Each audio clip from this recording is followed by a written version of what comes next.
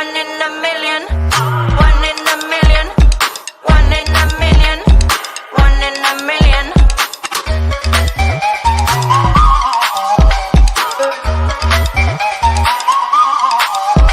I know it's me you see, feel the shadow, my reflection. The meaning of your being is you can't resist my nectar.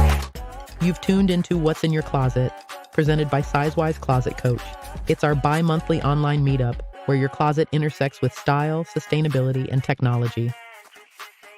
Have you ever looked in your full closet and said you had nothing to wear? Do you cringe at the thought of shopping? How about finding the right size? Guess what? You're not alone. You can make your wardrobe align perfectly with your lifestyle and values with our virtual closet audit services. You'll always have something to wear. If you're looking to revamp, declutter, or spice up your closet, you've come to the right place. Our chats are about style, sustainability, and confidence. Get comfy, grab your favorite beverage, and let's figure out how to create a wardrobe that works for you. Let the transformation begin. Hey, good afternoon, everyone, or good night, good morning, wherever you are. My name is Damien. Thank you for joining us on the second episode of What's in Your Closet.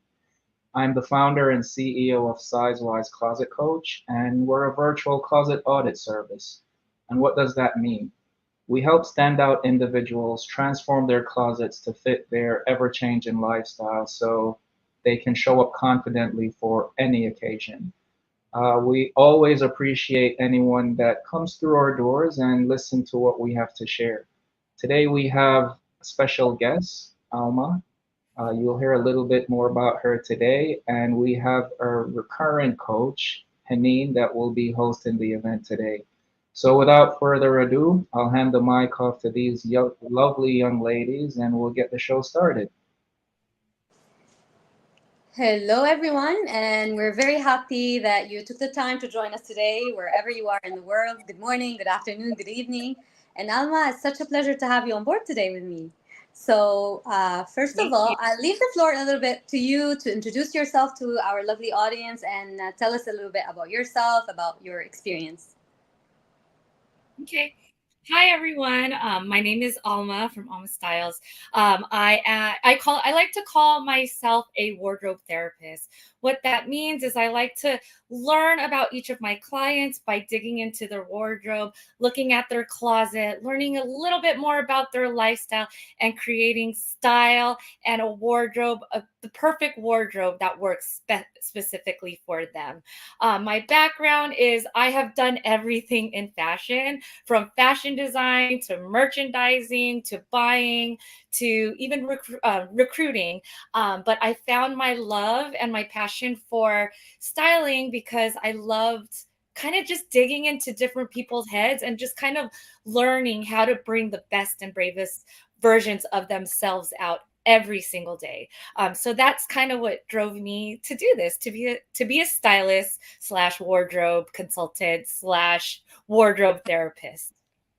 Amazing. So that's a little thanks. So we chose a topic for the day, which I think right now is very much needed. We have some people popping in saying, hi, besties forever. And thank you, Andra.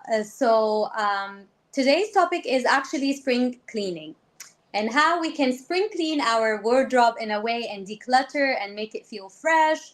And I would love to take some notes from you from, things that you encounter from your previous clients, some tips to help people how to get through this. First of all, what's the number one tip that you would give to someone who is just dreading that task and they think that they need to get started with this, but it will be too much for them? How can they start with the process in a way?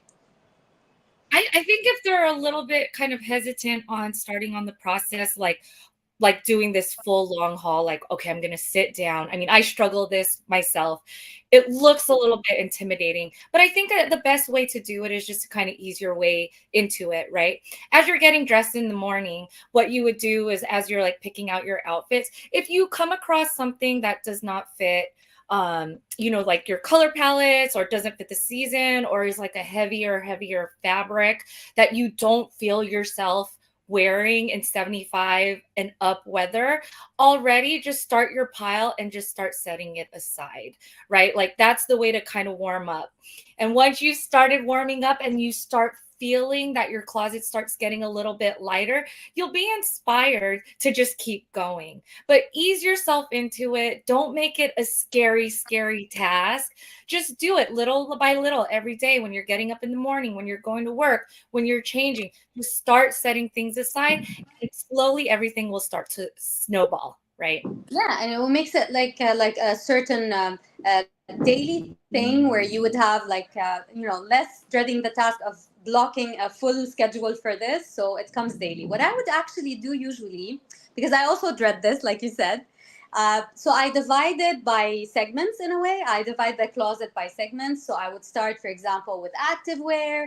I would dedicate another day for like pants and dresses, and as you said, like it depends on where we are, like living in the world. For example, I would remove everything that's too heavy, the jackets, the coats, the leather kind of items, the big sweaters, and put them aside, and then dedicate another day for shoes. So also like dividing the task into different sections would actually also help us, makes it easier. I love that. Now, when it comes to choose what to keep and what to ditch, how can we do this in a very firm way? Because sometimes we would have, like emotional attachment to things, or we would think, oh yeah, no, I would wear it next year, and the next year comes, and the year after, and the year after. So what's your trick to help people actually get rid of things and keep what they only need? So I like to use like this I'm sorry, this method, Methodology. methodology of breaking it into three different buckets. And this is not just for spring cleaning, but this is for your everyday life with your wardrobe. And what those three buckets are A, does it fit your colors? Mhm. B, does it fit your body type? And three, C, right? Does it fit your style statement? If we're doing this seasonally, you also kind of have to be mindful of weight. Like, do you see yourself putting it on for that season? And so Yeah. once you use these three buckets, when it comes to editing, when it comes to shopping and introducing things into your wardrobe, think these three things. If it does not fit these three buckets, it's out. Take it Yeah. out, right? And actually, now's a good opportunity not only for just spring cleaning, but just for in general life cleaning. If it doesn't serve you anymore, get rid of it. There's a lot of people, there's a lot of charities that you can donate these pieces to for people that can use it, right? Yeah. So, three buckets: color, body type, and style statement. And then depending on season, right now we're headed for spring, summer. If you don't see yourself wearing it for the season, just set it aside. It's going to feel refreshing and great to open a closet with all the pieces that you plan to wear for the season. Absolutely. And then, what I notice also, when you get rid and declutter in your life as well as in your closet, you would leave room for new things, but you'd leave room for like a new perspective of seeing your clothes. And I experienced this personally. Like sometimes I'll be just organizing my closet, and just I will put two items near each other like coincidentally, and then I'll say, whoa, they look beautiful together. Like, and then it will help us also restyle items that we already have. And then, like you would have an opportunity to know what you actually need to shop, or maybe no, you know what, you already have them, and you can just, recycle your own closet by organizing it differently, by wearing different things. Just a little reminder to our lovely audience that you can drop your questions in the comments, and we'll get to them within the last 10 minutes of our live. So we'll be very happy to answer your questions. I love that. You mentioned two very important things, which is, does it suit your color and does it suit your body type? And I'd like to get your, advice for people on why should they actually have a personal stylist at least once in their lives, and what kind of insight this would give them. So, we are our hardest judges when we look at ourselves, when we're getting dressed, when we're looking at our body, or what colors that we think that looks good on us. So what a lot of people, what I've noticed with my clients is they tend to stick to the same routine. Maybe that same routine started years ago and they just think it's safe and that's all they know. What's important to having a stylist at least one season, at least once in your life, is once you learn, once you have that expert eye that can say, hey, this is your seasonal palette, wear these colors, your life will be so much easier when it comes, again, to shopping and when it comes to editing as well. Once you have a client diagnose and figure out your body type, they can introduce you to brands that will be great for you. So if you find a good pant from a certain brand, you can buy that pant in different cuts and different colors, right? So it's important to know these things to make your life more simplified, to making getting dressed easy, and to just like, I mean, at the end of the day, we all want our dream wardrobe. And those are the key steps to kind of make that happen. Yeah. And the thing is that some people think that personal styling is only, like a dress for the stars and it's something that's totally out of reach. But no, like you can actually get this in a very affordable manner. And then you can get to know your body type, which would actually save you from, like paying your money and getting things that don't fit you, don't fit your style, like you said, getting introduced also to the palette, color palette, the colors that suit you, and we would actually feel better in whatever you're wearing. And it's not about what is your body type, it's not about how much you weigh, it's not about what's your length, it's about getting the right items that would fit whatever body type you have.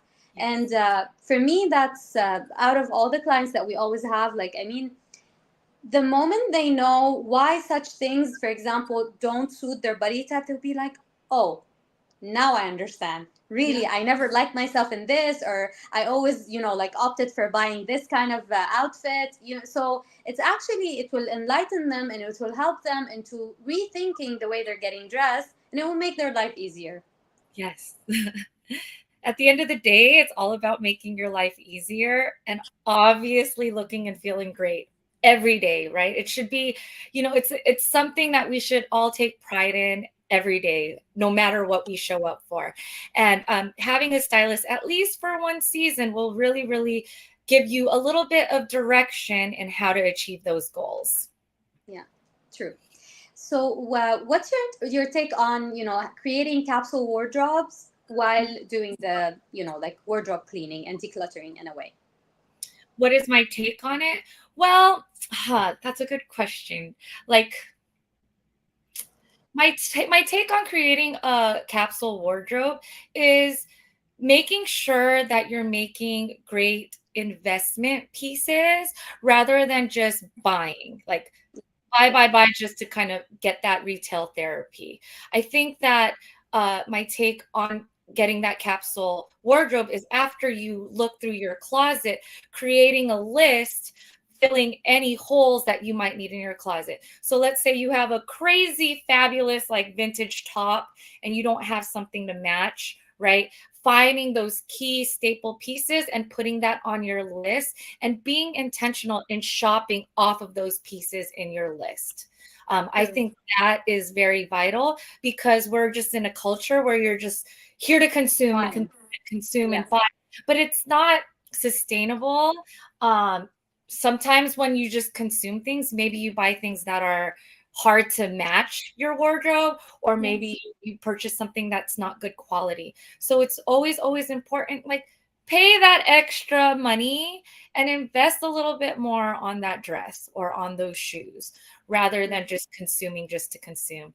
One good tip that I actually have for clients when it comes to consuming is shopping with sale, right? Here's like one of my favorite tips. It's Yeah. if you're shopping sale, like if you go to a sample sale or whatever, if you wouldn't buy it at full price, don't buy it. Why? Ooh, that's a great one. It's a hard one because you get like the excitement and like the buzz of like, the transaction Saving. and Yeah. save. But really, really think about it. When I think about of my impulsive purchases that don't fit my capsule wardrobe, I tend to realize like I end up not wearing those pieces. But if you would pay full price, if it is on that shopping list for you, then yes, do it. You get the deal. Otherwise, I don't buy it. True. Yeah, you're absolutely right, and I love that way of thinking. Like, I mean, now that sales are approaching, maybe it's a good tip to adopt too. Yeah. The thing is about capsule wardrobe. It some people get intimidated by the term itself, and Yeah. what I would say that for all of us, we can have one section that is capsule wardrobe, and what's essential about it is to get the essential pieces that are the baseline for any wardrobe in high quality, as you said, not to be really overhyped by, like fast fashion and, buying things just because they are cheap, because in the end those cheap things get to be more expensive because you have to replace them often. While, for example, if you invest and buy like few items per season, and, like you invest in getting them in great quality, you'll be using them more, and you'll be, like having them in your closet for a longer time, and they are essential pieces, like, like the white shirt, the t-shirt, the denims, and all of the list. And we can have this discussion on another live too. If you are interested, you let us know too. Of course. I like any other tip that comes to mind when it comes to, decluttering, seasonal trends, shopping sales, like besides what you shared already. Like, what would you like to add for this topic? So to everyone out there, I live in New York, in Brooklyn, and I think as we're like decluttering, like spring, summer is just like such a happy, colorful mood. As a stylist, and from living in New York, a lot of people like will just safely go to black. They'll just wear black, which is fine. It's chic, it's easy, it's fun. My encouragement as you're cleaning out your closet is put all your bright colors, your bright prints right up at the front. Right where right when you open your closet, have it be right there. Just to Make kind of them easier to reach. easy to reach, have those colors speak to you, have those colors put you in a good mood and set the tone for your day. If you're opening up your closet and you see your beautiful colors and prints right there, that can start the tone for your day, and you'll be more encouraged to put it on. So that would be that's one of my favorite tips that I do for myself and for my clients, is like put your colors where it's reachable, start your day off right. And for some people who actually are afraid of, like having that pop of color, I always recommend starting with using these in your accessories, whether it's your bag, it's your shoes, like the maybe earrings, scarves, like, and all of these are like little elements which will bring interest to your look, and they would add a little something, maybe a small, like t-shirt under your shirt. So add that element of color in a very subtle way where you're not intimidated by having it, like popping. But like sometimes it's nice to challenge ourselves and to feel whether, like adding a color is something that we would adopt in our style. It's about experimenting and having fun, even if we mess it up with one look, it's okay. Yes. I love that. Like, what I've noticed in the trend in our conversation for clients that are like scared to dive in and that are scared to edit, or maybe be a little bit scared of color, like what we both are saying is like take bite sizes first, Yes. and like slowly introduce yourself to these things that make you uncomfortable, and slowly as you start adapting, it's going to snowball and become a lot easier. So we still have like around 2 minutes before we head to the questions, and I would like to know: is there any common struggle that you usually notice with your client in general when it comes to like to personal styling, shopping, discovering their own style that you'd like to share? Maybe someone would relate to that. So I think, like, for me as a stylist, sometimes the biggest battle is like the back and forth, right? Like I'm looking at my clients and I'm trying to figure out what best suits them, right? But my biggest struggle, which was brought up earlier today, is when the clients are scared to break outside of their box. It's always like a little bit of a tug of war. And then if I get a little bit of a tug and they give it a shot, for the most part, they usually fall in and fall in love with it. The things that like we not argue but disagree on, or like have tension between, that ends up being their next main go-to once they've opened it up. So my that's probably the biggest struggle and my biggest tip for my clients and for everyone here in the chat.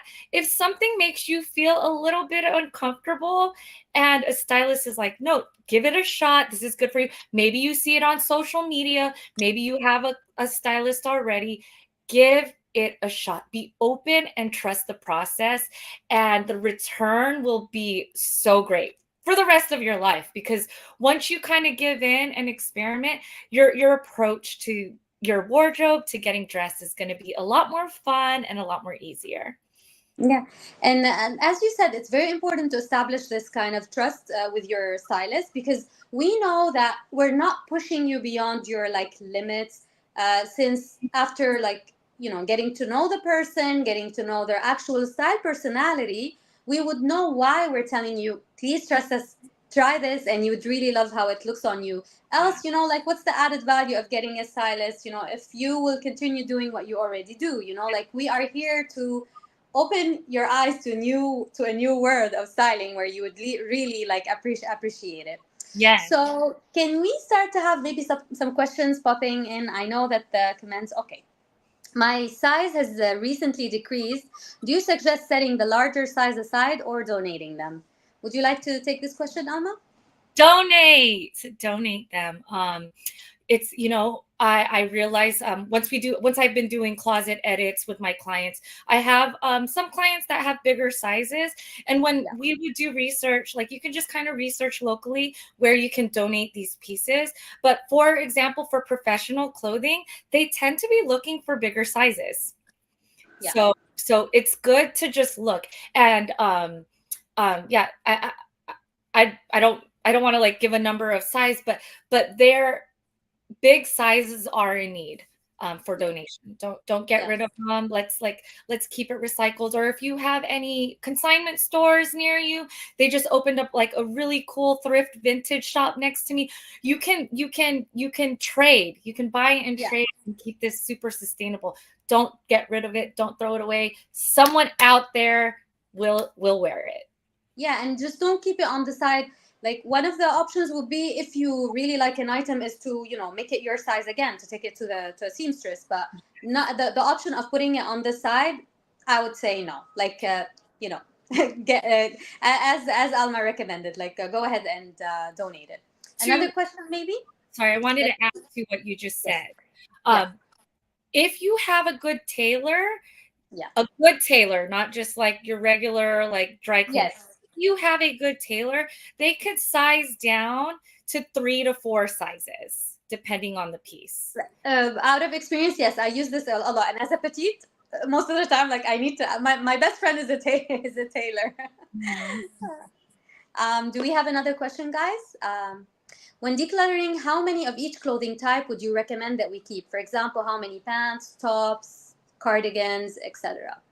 So I don't think it's related to a number. It's mostly about, as Alma first suggested, like ask yourself whether it still fits your personality, your style personality. Do you feel good wearing it? Are you wearing it actually? Do you feel that it matches your like body type or not? And then it's from there where you can tell whether you want to keep the item or not. So it's not about, again, a capsule wardrobe of counting, because we know that there's sometimes they would say only keep 30 items, or I don't know what. For me personally, I would recommend not to overstress yourself with that, but just assess every item on its own and try to see whether you still see yourself wearing it, whether you have been wearing it, whether, for example, for some items that are of great quality, and sometimes if I feel that I'm bored of them, like I would actually wear them again, I'll put them on the side for like 2 seasons, and if I don't wear them again, then I'll donate them, sell them, like or get rid of them in a way. What would you recommend, Alba? So for the clients that have like everyone has a lot, like not everyone, but like let's use an example like jeans or black pants. Just like you said, it's not a number, but let's say I had 7 pairs of black pants, right? And I'm figuring out how to edit. As you're editing, put them on. Which one fits you best? Which one is still in good quality? And then maybe out of the 7, keep 2. Keep 2 of your favorite. If you really love a third one, keep the 3. But that, like, if you've noticed multiple items in your closet, to create that capsule wardrobe, the goal is to make sure you're wearing pieces that you will gravitate to. So if you have if you notice um like a trend of having multiple of the same things, try to cut it in half at least. Try. That's like a good start. If you could do more than that, great. But you don't need more than like 2 or 3 black pants, for example. Okay. And what's important is that it will also give us an idea when we go shopping that, you know what, I already have more than enough from this. And then, like to experiment and getting new things maybe. Yes. Any other question from the audience? Is on the side considered still in the closet or moved out in a box? So what I recommended when we are bored of something, no, I would actually move it out of sight totally, if we have the space for that, because else no, like, just, you know what, if it's of a good quality, you can maybe sell it, and if it's something that can be donated and other people would profit from it, go ahead. But if you have like space for things that are, like really mean to you, but like you really know that you're only bored of wearing it, just put it on the side, uh, out of sight. I agree 100% of that. And when you do put it out of sight and then you decide to pull it out again for another season, you'll realize you may fall in love with it again, or you might just reach a point where you're like, it's time to get rid of this. So Absolutely. out of mind until you decide to check it out again. True. Mhm. Do we have another question from the audience, or maybe we can also, because we usually get questions that we leave on the side. Okay, what are some common mistakes to avoid during a wardrobe spring cleaning? What would be some common mistakes that you would want them to avoid, Alma? Um, if you reach a point when you're doing your spring cleaning where you like pull it out and you're like fighting with yourself, right? How do I wear this? I might wear this. I don't know. Could I wear it with this? Does it fit right? If you feel yourself fighting with it, get it out. Because if you tend to keep it in there, you're not going to wear with it. And every single time you see that piece, you're going to fight with it again. So either take it out of sight, out of mind, like we said, or get rid of it. If it was the 2013 version of you and not the 2024 version of you, get it out. Get it out. Get it out. Get it out. You don't want it. What you want is just clarity. When you open up your closet, the goal is to feel refreshed and inspired. And if it's causing stress, Why would you? exactly. Out of And sight. out of mind, absolutely. And another thing that it's actually inspired also by the question that we got earlier. Don't keep things and say to yourself, I will fit into this, whether it's again or no, I might gain weight again and I would need it. So whatever transition you had in your life, whether gaining weight or like losing weight, whatever, accept the phase that you are in right now, and then don't keep other items by challenging yourself. I want to fit back into this, or oh, maybe one day I would need this. Just no, get rid of those sizes that are up or down that you wouldn't want anymore. So that's also one of the common. Some people, they put pressure on themselves, like by saying that no, I really need to fit into this. It's fine, like we are going through a lot of changes in our life, and then it's okay. Don't force anything on yourself, even if it was a piece of clothing. I that so you're bringing up a really good topic, because whenever I do talk to my clients, I always say honor where you're at today. Always honor where you're at today, and that will make your wardrobe a bit more easy to function through. But yes, 100%, I agree with you. Let's squeeze one more question before we say bye bye to our lovely audience. Do we have one more question, guys? How can I incorporate seasonal transitions into my wardrobe spring cleaning process? Nice one. I would say there are like some key elements when it comes to like seasonal transition is the layering. So Yeah. layering doesn't have to be only by having like the trench coat, which is a must in my opinion, or the lightweight jacket, Mhm. but also like and again, guys, we're sharing things that ourselves we do, not only with our clients. I love the layering game with the jackets. Like I love this trend a lot, and even with shirts. And then like I feel that it gives a lot of interest to the look. Yes. That being said, I don't really like to overuse elements that, for example, are for spring and forcing them into winter by layering a lot of things, because come spring I would really love to wear it as it is, but then I'll be too bored because I already wore it for like you know uh, another season. Do you have like any tips when it comes to that? Well, I'm 100% behind you when it comes to layering pieces. So, when you're transitioning like from cold to hot, it is good. Like, obviously, just get rid of like all the heavier weighted fabrics. Just get it out. But it's good to have the light to midweight, like you said, the trench coat, maybe like a lightweight cardigan. And again, like just like you said, I really believe in the power of the number three. So, like, you can layer up to three or strip down to one, right? So try to have things that fit lightweight, medium weight, and maybe one just a little bit thicker, which would be that trench coat. But try to keep your mid to lightweight heavier fat. I'm not talking about like the wow, look at what my screen did. Your screen is celebrating with us. Yeah, Yes. true. So try to keep your medium to have like a couple pieces, like I mean like two or three that are like medium to lightweight, that trench coat, and then everything in between will be able to fit under that where you're not feeling a little bulky. So yeah, the power of three is good. A light shirt, light cardigan, and a light jacket.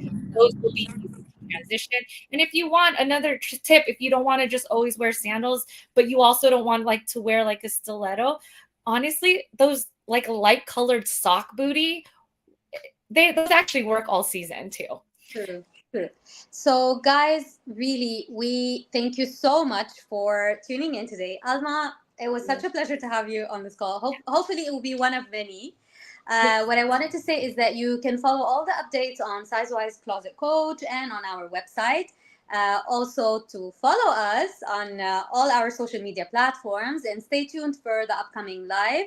Joy, you were missed on this one. Joy is our other stylist. She will be with us maybe on the next one. And also, Alma, you have her handle. Thank you so much for tuning in with us today. And looking forward to seeing you on the upcoming ones. Yes. Enjoy your weekend, and thank you for tuning in. Thank you, everyone. Follow me, Almasaurus Styles. Thanks for being a part of our community. We hope you're leaving with inspiration, actionable tips, and a renewed sense of purpose. Keep in mind, we do this twice a month, and we'd love to see you again. If you enjoyed today's chat, please share and follow us to stay updated on all our future sessions. Until next time, keep styling, keep smiling, and remember, your closet is a canvas and you are the artist.